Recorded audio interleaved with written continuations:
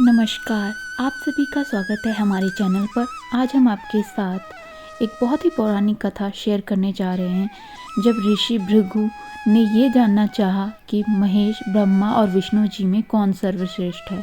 तो चलिए हम ये कथा शुरू करते हैं। पर अगर आपको हमारी ये कथा पसंद आए तो वीडियो को लाइक कीजिएगा। क्या आप नहीं जानना चाहेंगे कि किस तरह महर्षि भृगु ने किस प्रकार पता लगाया कि तीनों देवों में सबसे श्रेष्ठ देव कौन है? तो चलिए हम ये कथा शुरू करते हैं। अनादिकाल से भक्त और भगवान का संबंध बहुत ही मधुर रहा है।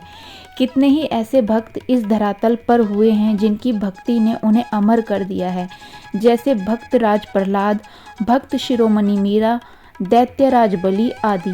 परंतु क्या आपने कभी ऐसे भक्त के बारे में सुना है जिसने भगवान के ऊपर ही लात का प्रहार कर दिया? अगर नहीं सुना है तो आज हम यही जानते हैं। महर्षि भृगु और हरि विष्णु के इस प्रसंग को चलिए हम सुनते हैं।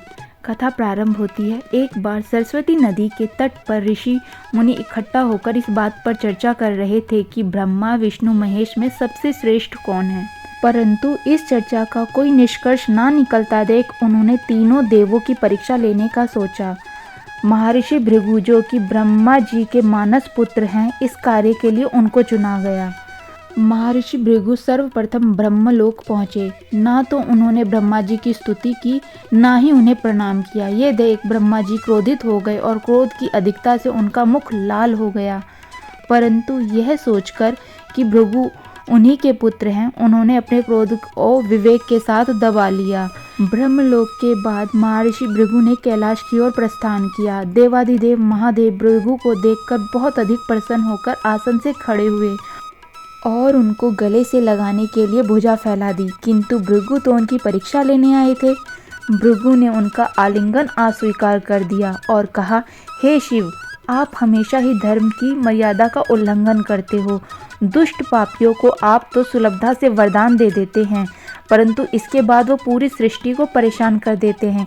इसलिए मैं आपका आलिंगन कदापि स्वीकार नहीं करूंगा। उनकी यह बात सुनकर भगवान शिव क्रोधित हो उठे। उन्होंने त्रिशूल उठाकर भृगु को मारना चाहा, किंतु सती माता बीच में आ गई, जिससे उनका क्रोध शांत हुआ।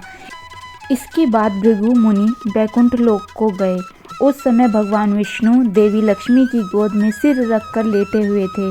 भृगु ने पहुंचते ही उनकी छाती पर तेज लात मारी। हरि विष्णु शीघ्र ही अपने आसन से उठे और उन्हें प्रणाम करके उनके चरण दबाते हुए बोले, महाराज, आपके पैर में चोट तो नहीं लगी? कृपया इस सिंहासन पर बैठिए। ऋषि श्रेष्ठ, मुझे आपके यहाँ पधारने का पता नहीं था, इसी कारणवश मैं आपका स्वागत ना कर पाया। आपके चरणों को स्पर्श तीर्थों का पवित्र करने वाला है और आपके चरणों के स्पर्श से आज मैं धन्य हो गया। भगवान विष्णु का यह प्रेम देखकर महर्षि भृगु की आंखों में आंसू आ गए। तदंतर वह ऋषि मुनियों के पास लौटे और ब्रह्मा जी, शिव जी और विष्णु जी के यहाँ जो अनुभव हुए सब विस्तार से कह बताया। तभी से वह भगवान विष्णु को सर्वश्रेष्ठ मानकर उनकी आराधना करने लगे। अगर मूल में जाकर देखें तो उन मनुष्यों ने अपने लिए नहीं अपितु जनमानस के संदेह का निवारण के लिए ये सुंदर लीला रची थी। कमेंट में ओम नमो भगवते वासुदेवाय, ओम नमः शिवाय जरूर लिखिएगा।